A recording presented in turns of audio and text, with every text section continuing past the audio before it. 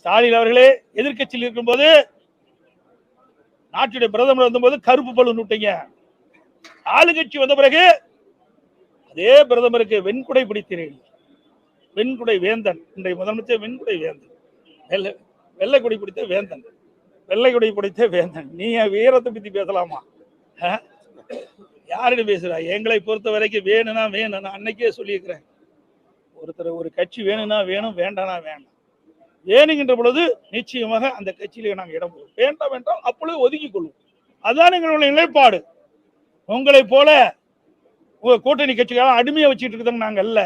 திராவிட முன்னேற்ற கழக தலைமையில் இருக்கின்ற அங்கம் வைக்கின்ற கூட்டணிகளை எந்த காலத்திலையும் வளராது. எல்லாம் அடிமை சாசனம் எழுதி கொடுத்துட்டாங்க, தாயே பேச மாட்டாங்க. காலப்போக்கில் அந்த கூட்டணி கட்சிகள்லாம் காற்றோடு காற்றா கரைந்து போகும். உஷாரா இருங்க. திராவிட முன்னேற்ற கழகத்தில் அங்கம் வைக்கின்ற கூட்டணி கட்சி தலைவர்கள் உஷாரா இருங்க.